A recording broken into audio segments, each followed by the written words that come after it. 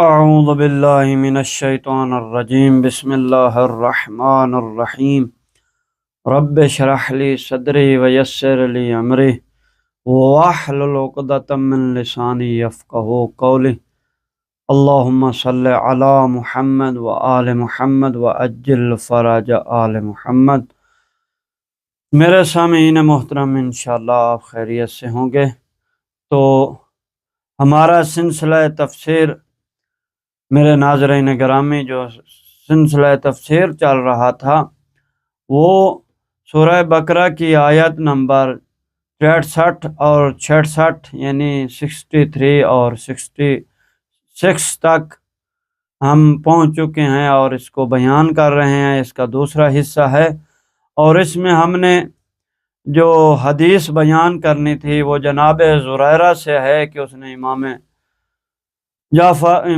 باقر علیہ السلام اور امام جعفر صادق علیہ السلام سے اللہ تعالیٰ کے اس قول کے بارے میں نقل کیا ہے۔ یہ ہمارا دوسرا حصہ ہے کہ فرمایا فَجَعَلْنَاهَا نَكَالًا لِمَا بَيْنَ يَدَيْهَا وَمَا خَلْفَهَا وَمَوْعِظَةً لِلْمُتَّقِينَ، کہ اور ہم نے اس مسخ ہونے والے واقعے کو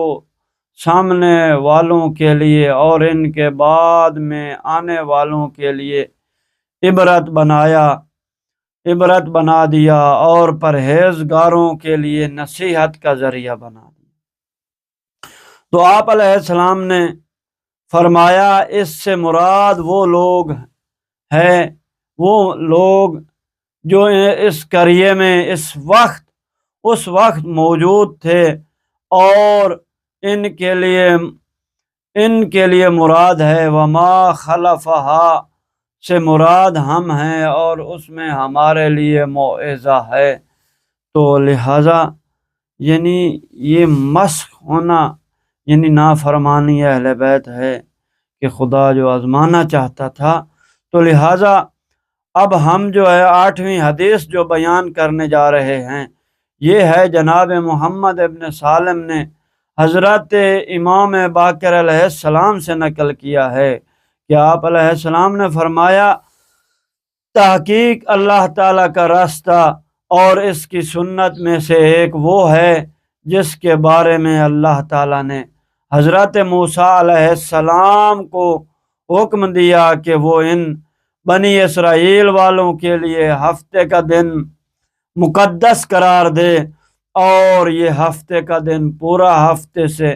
اعظم قرار دے اور اس کو حرمت والا قرار دے۔ پس جو بندہ خوف خدا کی وجہ سے اس کی حرمت کو پامال نہ کرے، میں اس کو جنت میں داخل کروں گا، اور جس کام سے اللہ نے روکا ہے کوئی بندہ اس کام کو ہفتے کے دن حلال قرار دے کر انجام دے، اور یا اس کو انجام دے گا، میں اس کو جہنم میں ڈال دوں گا۔ اور یہ اس لیے ہوا کہ بنی اسرائیل والے اس دن مچھلی کو محبوس کرتے تھے اور پھر اس دن ان کو کھاتے تھے۔ پس اللہ تعالیٰ نے ان پر غضبناک ہو گیا، حالانکہ انہوں نے خدا رحمان کے ساتھ شریک نہیں کیا تھا، اور نہ ہی موسیٰ علیہ السلام لائی ہوئی کسی چیز پر شک کیا تھا،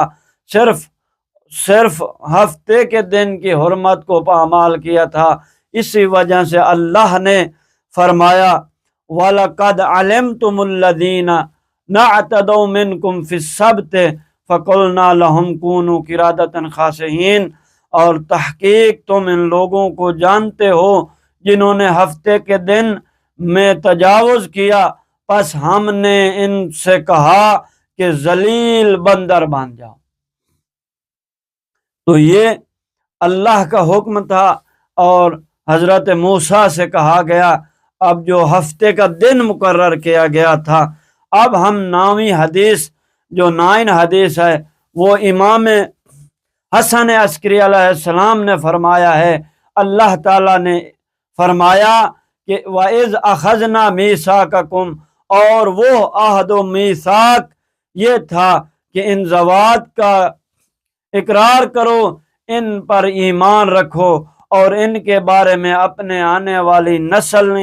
نسلوں کے سامنے ان کا تذکرہ کرو، ذکر کرو، اور ان کو بھی حکم دو کہ وہ بھی اپنی آنے والی نسلوں تک ان کو پہنچائیں اور دنیا میں ان کا اقرار کریں، تاکہ وہ آنے والی نسلیں اللہ کے بنی نبی حضرت محمد صلی اللہ علیہ وآلہ وسلم کی نبوت پر ایمان لائیں، اور جو آپ علیہ السلام، آپ صلی اللہ علیہ وآلہ وسلم، علی علیہ السلام، علی ولی اللہ، یعنی علی ولی اللہ کے بارے میں خدا کی طرف سے جو بیان کریں گے، ان پر وہ ایمان لائیں، اور ان کے بعد کے ائمہ و خلفاء کے جو امر خدا کے ساتھ قیام کرنے والے کے بارے میں جو خبر دیں، ان پر ایمان لائیں۔ بس تم لوگوں نے ان کا انکار کر دیا اور عہد و میثاق سے مکر گئے، اور تم نے ان کے مقابل میں انکار و تکبر کیا اور اس کو رد کر دیا، تو پھر اللہ نے فرمایا وَرَفَعْنَا فَوْقَكُمُ الطُّورَ، اور ہم نے ان کو کوہ طور کو بلند کیا۔ ہم نے جبرائیل علیہ السلام کو حکم دیا کہ فلسطین کے اس پہاڑ کو تمہارے اسلاف کے لشکر کے مقدار کے برابر کاٹے، اور ایک فرسخ 3 میل ضرب 3 میل کے برابر جبرائیل علیہ السلام نے اس پہاڑ کو اس مقدار میں کاٹا، اور اس کو لے کر آیا اور اس کو بنی اسرائیل کے لوگوں کے سر پر بلند کر دیا۔ اس وقت حضرت موسیٰ علیہ السلام نے ان لوگوں سے فرمایا، میں تمہیں ان ذوات مقدسہ کے بارے میں جو حکم دوں گا اس کو مان لو، یا پھر تمہارے سر پر یہ پہاڑ گرا دیا جائے گا۔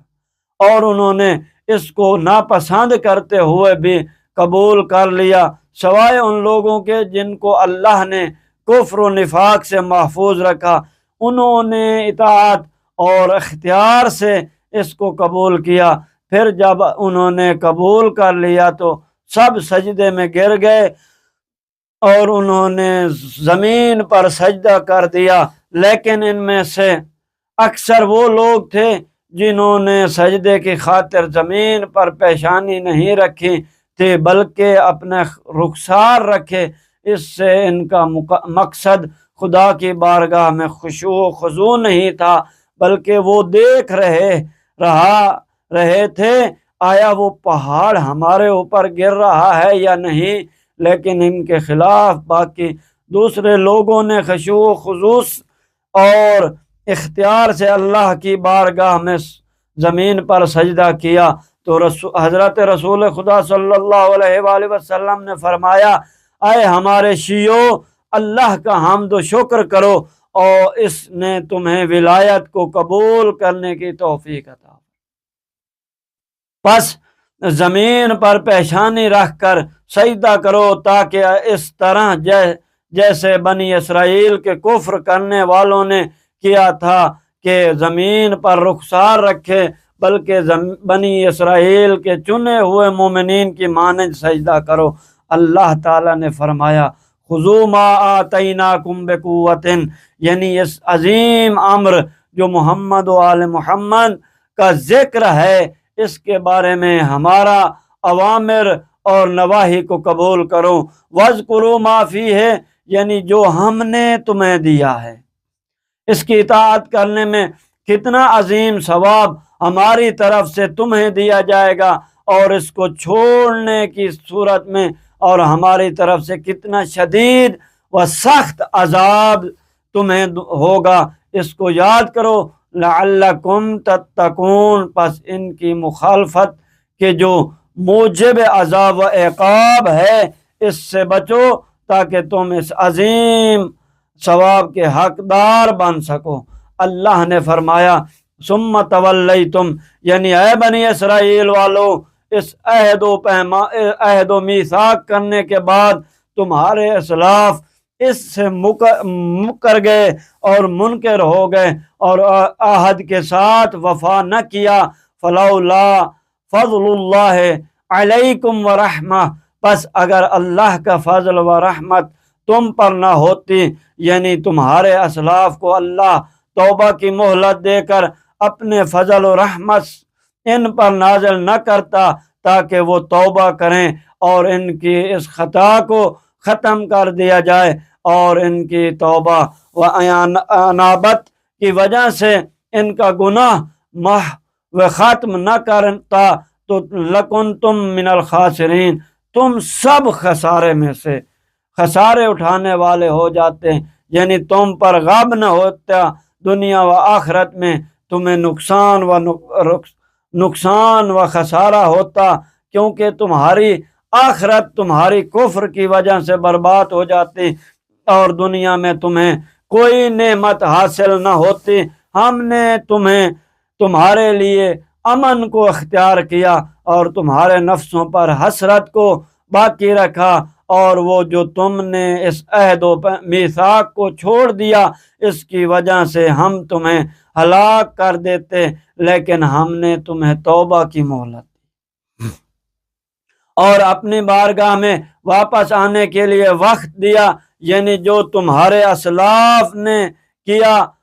تھا اس پر ہم نے ان کو مہلت دی، پس ان میں سے بعض نے توبہ کی اور ان کی توبہ قبول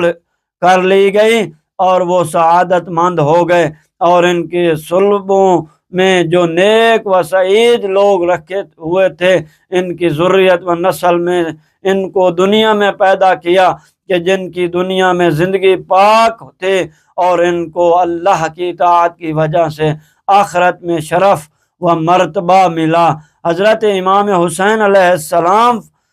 فرمایا کہ آگاہ ہو جاؤ، اگر وہ اللہ تعالیٰ کی صدق نیت سے اپنے دل سے صحیح عقیدے کے ساتھ محمد وآل محمد کا واسطہ دے کر پکارے کہ وہ ان کو نافرمانی سے محفوظ رکھے، یہاں تک کہ وہ اتنا واضح و روشن معجزات کو دیکھنے کے باوجود اس کا انکار نہ کریں، تو وہ اپنے جود و کرم کی وجہ سے ایسے ہی کرتا اور ان کو محفوظ رکھتا، لیکن انہوں نے کوتاہی کی اور اپنی خواہشات کی پیروی کی اور لذت حاصل کرنے کے لیے اپنی خواہشات کے مطابق چلے۔ اللہ تعالیٰ نے فرمایا وَلَقَدْ عَلِمْتُمُ الَّذِينَ اعْتَدَوْا مِنْكُمْ فِي السَّبْتِ، اور تحقیق تم جانتے ہو ان لوگوں کو جنہوں نے تم میں سے ہفتے کے دن کے بارے میں تجاوز کیا اور ہماری نافرمانی کی، جب انہوں نے مچھلیوں کا ہفتے کے دن شکار کیا تو ہم نے ان سے کہا کونوا قردۃ خاسئین، تم ذلیل بندر بن جاؤ۔ خاسئین سے مراد ہے کہ ہر قسم کے خیر و نیکی سے دور رہنے والا، فجعلناہا، اور ہم نے اس مسخ کو جس کے ذریعے ان لوگوں کو رسوا و ذلیل کیا تھا اور اس کے لیے ان پر عذاب اور لعنت نازل کی تھی، آنے والی نسلوں کے لیے، ان لوگوں کے لیے بھی جو اس وقت موجود تھے کہ جن کے سامنے یہ مسخ ہوا، اور آنے والی نسلوں کے لیے عبرتناک قرار دیا ان گناہوں کی وجہ سے جنہوں نے ان کو ہلاک کر دیا تھا، کہ جن کی وجہ سے وہ اس عذاب کے حقدار ہوئے، یعنی یہ اللہ کی طرف سے زیادتی نہیں تھی بلکہ ان کے گناہوں کی سزا تھی۔ وما خلفہا سے مراد ان لوگوں کے لیے بھی یہ باعث عبرت ہے جو لوگ مسخ ہونے کے وقت وہاں موجود نہیں تھے، لیکن وہ ان کو مسخ ہونے کے بعد دیکھتے اور مشاہدہ کرتے ہیں تاکہ وہ ان افعال سے بچ کر رہیں جو ان لوگوں نے انجام دیتے تھے، تاکہ وہ ان افعال سے اجتناب کرنے کی وجہ سے ہمارے اعقاب سے محفوظ رہ سکیں۔ وَمَوْعِظَةً لِّلْمُتَّقِينَ، یعنی متقین لوگ ان کے مسخ ہونے سے عبرت حاصل کریں اور ہمارے محرمات کے قریب نہ جائیں، اور ان سے دوسرے لوگ بھی عبرت حاصل کریں، اور ان مردوں سے اپنے آپ کو بچا کر رکھیں۔ حضرت امام علی ابن الحسین علیہ السلام فرمایا، یہ بنو اسرائیل کی ایک قوم تھی جو دریا کے ساحل پر آباد تھی، اور ان کا روزگار مچھلی کا شکار تھا، تو ان کو اللہ اور اس کے نبیوں نے روکا کہ تم ہفتے کے دن مچھلی کا شکار نہ کرو گے، تو انہوں نے اس کے بارے میں ایک ہیلا کیا، اور اس ہیلے کی وجہ سے اللہ کے حرام کردہ کو اپنے لیے حلال قرار دیا، اور وہ یوں انہوں نے اپنے گھروں کے صحنوں میں تالاب بنایا، اور پھر دریا سے ان تالابوں تک پانی کے آنے کے لیے نالیوں بنائیں، تاکہ مچھلیاں ان نالیوں کے ذریعے پانی کے ساتھ ساتھ ان تالابوں میں آ جائیں اور وہ ان سے خارج نہ ہو سکیں۔ پس جب ہفتے کا دن ہوتا، وہ مچھلیاں آئیں کہ جن کے لیے اللہ تعالیٰ کی طرف سے امان جاری ہو چکا تھا، اور وہ ان نالیوں میں داخل ہوتی اور ان حوضوں اور تالابوں میں آ جاتی، اور جب شام کو واپس جانے لگتی تاکہ دریا میں واپس چلی جائیں تاکہ وہ شکار سے محفوظ رہیں، تو وہ ان کو واپس جانے سے روک دیتے اور ان نالیوں کو بند کر دیتے تھے، اور وہ مچھلیاں ان کے گھروں کے تالابوں میں رات گزارتی، اور جب اتوار کا دن آتا تو وہ لوگ ان کو بغیر زحمت اٹھائے پکڑ لیتے اور کہتے کہ ہم نے ہفتے کے دن شکار نہیں کیا، بلکہ ہم نے ان کا شکار تو اتوار کے دن کیا ہے۔ تو اللہ کے دشمن جھوٹ بول رہے تھے، بلکہ انہوں نے ہفتے کے دن ہی ان کا شکار کیا، اور نالیوں کے ذریعے بھی انہوں نے تیار کی ہوئی تھیں، اور اس کام کی وجہ سے ان کا مالی فائدہ بہت ہوتا، اور وہ اپنے مالی خوشحالی کی وجہ سے عورتوں وغیرہ پر خوب مال خرچ کرتے۔ ان کے اس شہر میں 80,000 سے کچھ اوپر افراد آباد تھے، اور ان میں سے 70,000 یہ کام کرتا تھا، لیکن باقی کام نہیں کرتے تھے، جیسا کہ اللہ بیان کرتا ہے وَاسْأَلْهُمْ عَنِ الْقَرْيَةِ الَّتِي كَانَتْ حَاضِرَةَ الْبَحْرِ کہ سورہ اعراف آیت نمبر 163 ہے، اور آپ علیہ السلام نے ان سے اس قریے کے لوگوں کے بارے میں سوال کریں جو دریا کے کنارے آباد تھے۔ ان میں سے بعض ان کو واعظ کرتے اور ان کو اللہ کے عذاب سے ڈراتے اور اللہ کے انتقام سے خوف زد کرتے، اور ان کو اللہ کے سخت عذاب سے ڈراتے، لیکن وہ ان کے جواب میں کہتے تھے تم کیوں اس قوم کو واعظ کرتے ہو جن کو اللہ ان کے گناہوں کی وجہ سے ہلاک کرنے والا ہے اور ان کو سخت عذاب دینے والا ہے۔ واعظ کرنے والے ان کو جواب دیتے تھے کہ ہمارے یہ کام اپنے رب کی بارگاہ میں عذر ہوگا، کیونکہ اس نے ہمیں امر بالمعروف نہی عن المنکر کا حکم دیا ہے، اور ہم یہ کرتے رہیں گے تاکہ اللہ کو معلوم ہو جائے ہم ان لوگوں کے مخالف ہیں اور ہم ان کے اس فعل کو پسند نہیں کرتے۔ اور انہوں نے کہا شاید یہ تقوی اختیار کریں اور ہم ان کو واعظ کرتے رہیں گے، شاید یہ نجات حاصل کر لیں اور ہمارے واعظ ان کو فائدہ دے اور یہ اپنے آپ کو اس ہلاکت سے بچا لیں اور اپنے آپ کو اس واعظ کی وجہ سے اس عقاب سے بچا لیں۔ اور اللہ تعالیٰ نے فرمایا فلما اتو، تو یہ بھی سورہ اعراف کی آیت نمبر جو ہے 122 166 میں، پس انہوں نے سرکشی کی اور انکار کیا اور ان سے منہ موڑا اور ان کے زجر واعظ قبول کرنے میں تکبر کیا، جس سے ان کو روکا جا رہا تھا، اور اس زجر اور واعظ کے مقابل میں تکبر و سرکشی کی، تو پھر ہم نے ان کو کہا کونوا قردۃ خاسئین، تم ذلیل و رسوا بندر بن جاؤ۔ خاسئین یعنی ہر خیر و خوبی سے دور رہنے والے ذلیل ہو جاؤ، اور یہ کوتاہی کرنے والے تھے۔ آپ علیہ السلام نے فرمایا جب ان باقی 10,000 لوگوں نے دیکھا کہ یہ 70,000 ہماری آواز کو قبول نہیں کرتے اور ہمارے ڈرانے سے نہیں ڈرتے، تو وہ ان کو چھوڑ کر دوسرے قریے کی طرف چلے گئے جو ان کے قریب تھا، اور انہوں نے کہا کہ ہم ڈرتے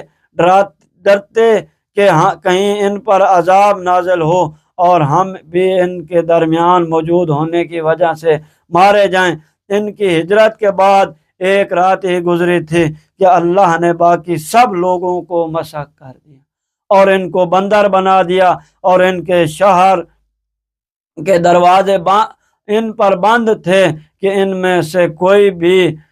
نہ باہر جا سکے اور باہر سے کوئی اندر آ سکے۔ پس جب دوسرے شہر کے لوگوں نے ان کے بارے میں سنا، پس انہوں نے ارادہ کیا کہ ہم ان کے حالات کو دیکھیں، تو وہ شہر کی دیواروں پر چڑھتے تاکہ ان کے حالات سے آگاہی حاصل کریں۔ پس انہوں نے دیکھا کہ تمام مرد اور عورتیں بندر بن چکے ہیں اور ایک دوسرے کی طرف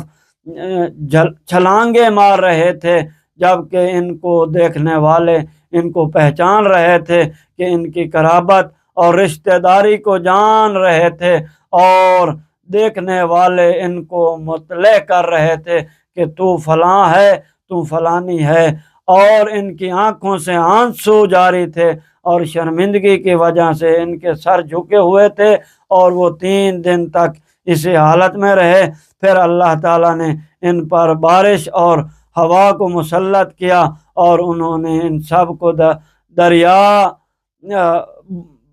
دریا برد کر دیا اور وہ سارے ہلاک ہو گئے۔ آپ علیہ السلام نے فرمایا مسخ شدہ 3 دن سے زیادہ باقی نہیں رہتے، اور تم جو اس وقت بندروں کو دیکھ رہے ہو یہ فقط ان کے اشباح ہیں، وہ خود نہیں اور نہ ہی ان کی نسل سے ہیں۔ پھر حضرت علی بن الحسین نے فرمایا اللہ تعالیٰ نے ان لوگوں کے مچھلی کا ہفتے کے دن شکار کرنے کی وجہ سے ان کو مسخ کر دیا، پھر تم ان لوگوں کو خدا کی بارگاہ میں کیسے پاؤ گے جنہوں نے اولاد رسول صلی اللہ علیہ وآلہ وسلم کو قتل کیا اور ان کی ہتک حرمت کی۔ اگرچہ اللہ نے ان لوگوں کو دنیا میں مسخ نہیں کیا، لیکن ان کے لیے آخرت میں شدید ترین عذاب تیار کیا ہے، جو اس مسخ سے کیے کئی گنا زیادہ دردناک ہوگا۔ امام علیہ السلام کی خدمت میں عرض کیا گیا کہ فرزند رسول، ہم نے اس کی مثل احادیث کو سنا ہے، اور بعض نسبی لوگ ہمیں کہتے ہیں کہ اگر امام حسین علیہ السلام کو قتل کرنا ناحق تھا تو باطل تھا اور مچھلی کے شکار سے بھی زیادہ بڑا گناہ تھا، تو پھر اللہ تعالیٰ قاتلان حسین علیہ السلام پر اس دنیا میں غضبناک کیوں نہیں ہوا جیسا کہ وہ مچھلی کا شکار کرنے والوں پر ہوا تھا؟ تو امام علی بن الحسین علیہ السلام نے فرمایا تم لوگ ان ناسبیوں سے کہو اگر ابلیس ملعون کا گناہ تمام ان لوگوں کے گناہوں سے بڑا ہے، تو جنہوں نے اس کے گمراہ کرنے کی وجہ سے کفر کیا ہے، تو اللہ نے ان کو